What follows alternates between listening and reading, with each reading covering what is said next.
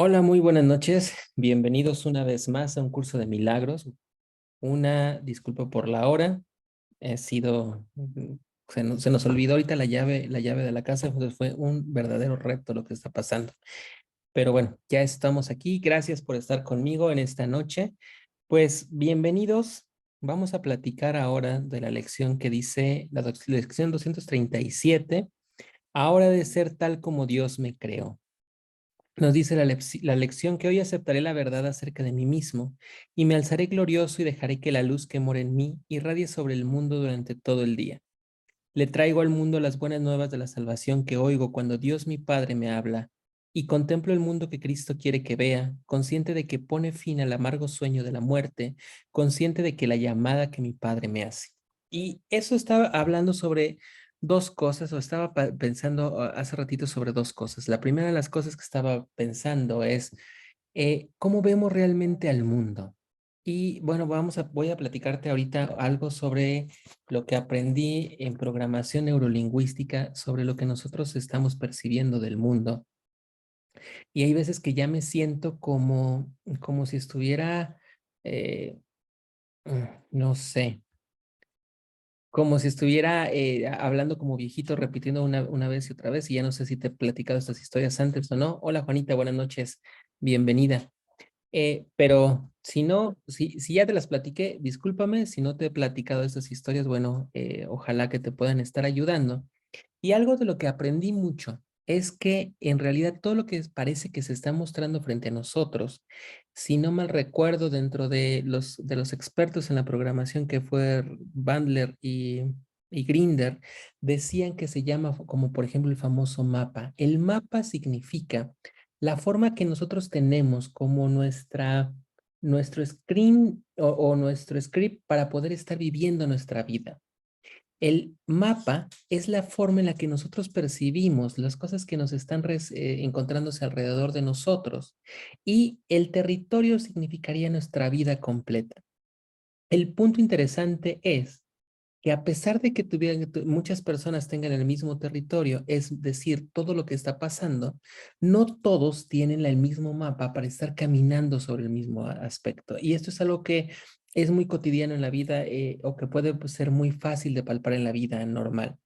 Es decir, cómo una persona está viendo las cosas desde una visión que parece una visión bastante buena y otros las ven de bastante mala. Es como aquel meme que estaba pasando hace algunos años, en los cuales hay un niño que se porta, que es muy latoso y que es muy latoso y que es muy latoso, y que entonces resulta que tenía un juguete y el caballo se come el juguete. Y el niño, hay dos niños, un niño positivo y un niño negativo. Y el niño negativo, al momento de ver que el caballo se come el juguete, finalmente da por sentado que su juguete se perdió. El niño positivo tiene la visión de que tal vez en el excremento del caballo va a encontrar el juguete. Y aunque se ve como que muy dramática esa historia, la verdad es que es así. Hay veces que ante alguna circunstancia las personas se hacen muy chiquitas y ante otra circunstancia esa misma persona se hace muy grandota. Hoy venía escuchando un podcast sobre, sobre procesos financieros y hablan exactamente de lo mismo. Decían, por ejemplo, que algo de lo que para mucha gente significa un gran problema, y ellos lo decían en concreto, lo que pasó en 2008, y en 2008 hubo una gran crisis económica, y en esa gran crisis económica pues mucha gente perdió muchas cosas en Estados Unidos. Si no mal recuerdo, fue la crisis de los bienes raíces, donde todo se empezó a desplomar. Algunas gentes estuvieron, la mayoría de las gentes, estaban viendo esto como algo catastrófico, y lo que hizo fue que los movimientos de bolsa empezaron a sacar el dinero de las inversiones, y al momento que hicieron eso, la bolsa se desploma todavía más y las personas empiezan a perder muchas cosas. Sin embargo, existieron otros pocos en los cuales, en lugar de sacar el dinero, encontraron que era un muy buen lugar, momento para invertir, y empezaron a comprar las acciones. Y entonces con el tiempo eso fue dando algo que finalmente fue hizo a gente rica, mucho más rica. Esto parece que es algo cíclico. ¿Te acuerdas que los que hemos estado platicando durante largo tiempo aquí en Curso de Milagros les he hablado sobre los ciclos? Bueno, también eso ellos estaban diciendo en economía, que los ciclos también son ciclos económicos en donde de repente van para arriba y que van para abajo. Y esto que les estoy platicando, que pasó en 2008 sobre la bolsa de Estados Unidos, no fue el único momento en el cual ocurrió. Tony Robbins en ese libro también decía que esto se presentó durante los años de 1941, que durante el 1941, si recuerdas, el mundo estaba viviendo o estaba entrando a la Segunda Guerra Mundial. Entonces, ¿qué pasó con la economía de Estados Unidos? La economía de Estados Unidos se desploma ante el miedo de lo que significaba eso. Y lo que empiezan a hacer los grandes que tenían dinero, es que muchos empiezan a vender sus acciones para estarse protegiendo de la guerra que estaba viniendo en forma inminente.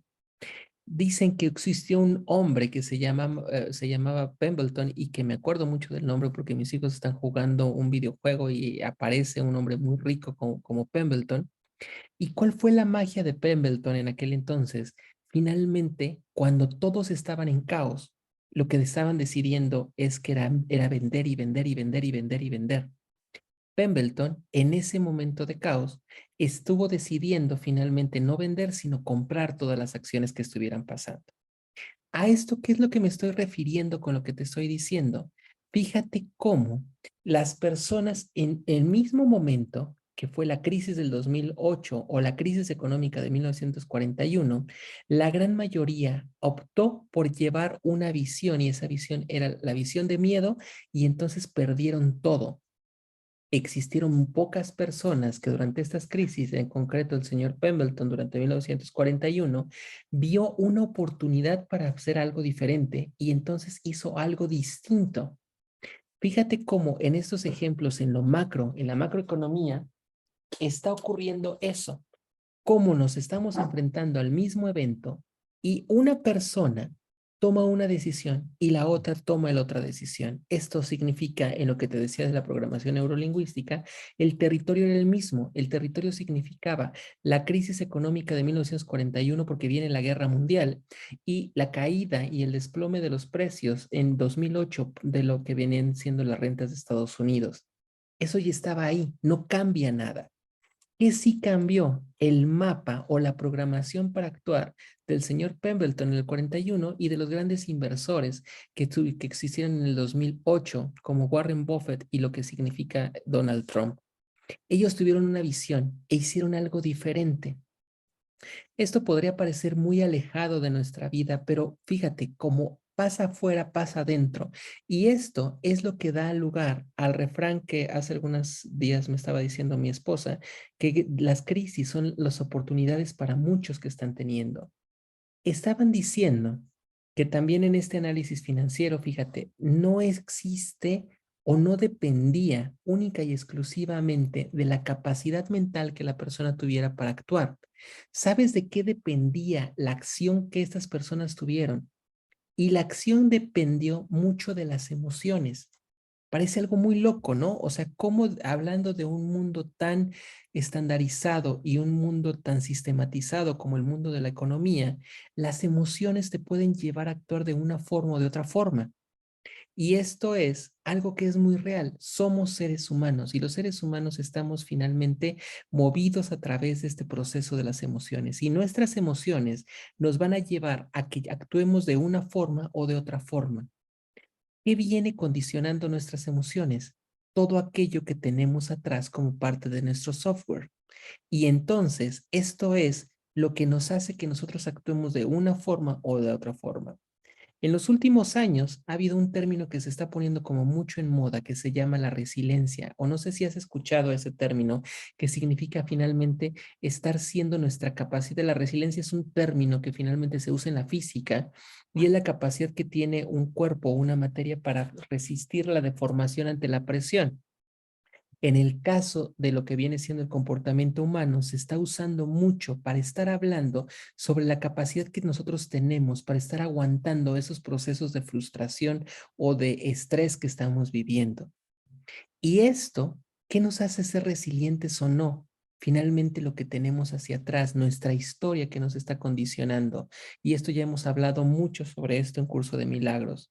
Nuestras acciones y nuestras respuestas que estamos teniendo el día de hoy no están siendo necesariamente dadas por lo que estás viviendo hoy. No eres así, eres un bagaje y un cúmulo que viene hacia atrás. Pero lo que nos ofrece el curso de milagros es esa posibilidad para cambiar eso que estamos teniendo, para estar llegando a algo diferente. Dice, me acercaré a la verdad acerca de mí mismo y me alzaré glorioso y dejaré que la luz que mora en mí irradie sobre todo el mundo.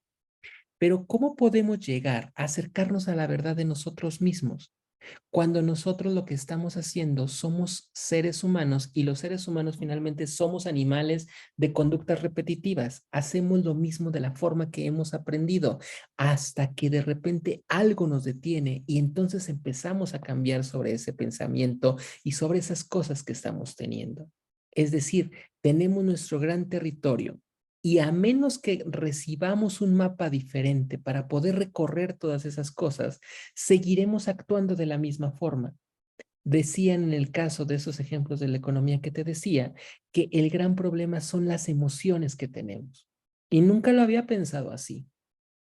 Estaban diciendo, por ejemplo, que cuando vinieron esas grandes crisis, lo que hacen los grandes inversionistas es sacar el dinero de la bolsa. ¿Por qué? Porque están actuando igual que lo hace el hombre de las cavernas. El hombre de las cavernas, ¿te acuerdas que habíamos hablado sobre ese reflejo? Que solamente existían dos oportunidades. Una oportunidad era quedarse y pelear, y ahora le estamos llamando resiliencia, y el otro era finalmente correr y huir. Cuando están en esos momentos de crisis, lo que hacen es intentar correr y huir. Eso es lo que está diciendo.